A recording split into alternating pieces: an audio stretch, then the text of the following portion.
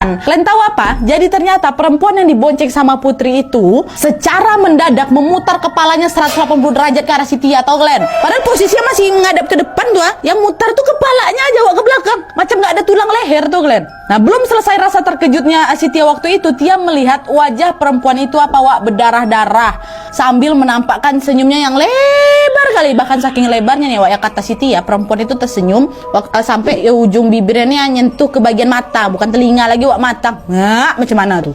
Bagian sinilah yang buat aku merinding tuh bayang-bayang aku, Kelvin.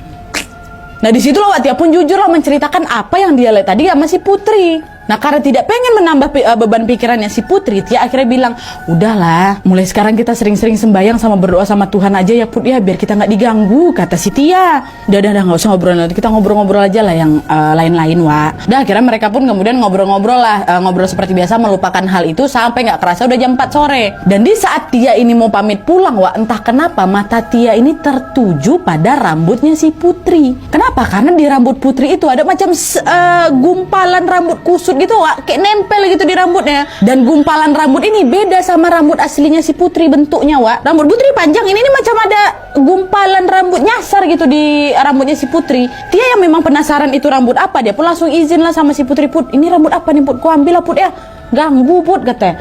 Nah, pas mau diambil, Wak, Putri agak teriak kesakitan, sakit Wak, sakit. Ternyata nempelnya kuat kali rambut tuh sama rambutnya si Putri. Nah, karena nggak bisa dicopot, akhirnya si Tia ngambil gunting lah, dipotongnya rambut kusut itu, gumpalan rambut kusut itu.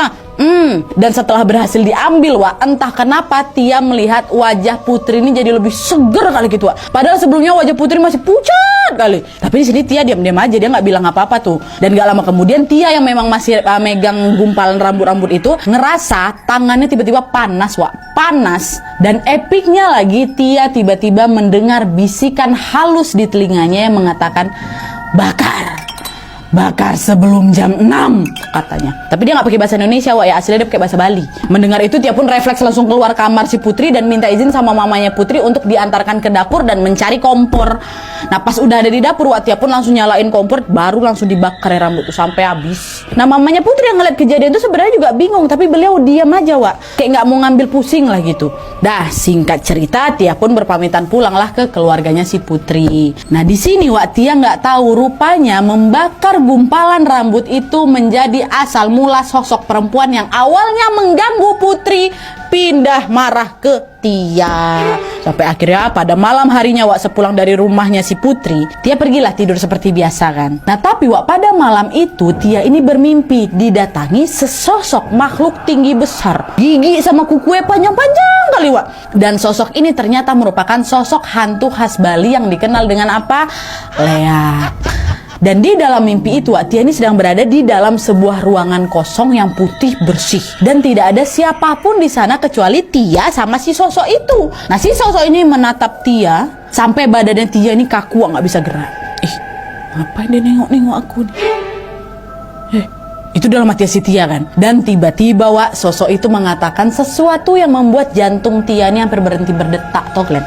Si sosok ini bilang, matur suksma gede, yang artinya apa? Terima kasih ya, katanya. Dan terus sosok itu pergi aja ninggalin si Tia, Wak. Ngilang deh. Nah, disinilah Tia mendadak terbangun, Wak, dari tidurnya. Dia nengok ke sekeliling, ternyata masih di dalam kamarnya. Oh, mimpi aku tadi itu. Udahlah, aku abaikan aja lah kayak gitu. Cuma mimpi aja kok tadi, nggak ada apa-apa. Nggak usah mikir macam-macam kok, Tia, gitu. Dah, dia baliklah tidur lagi.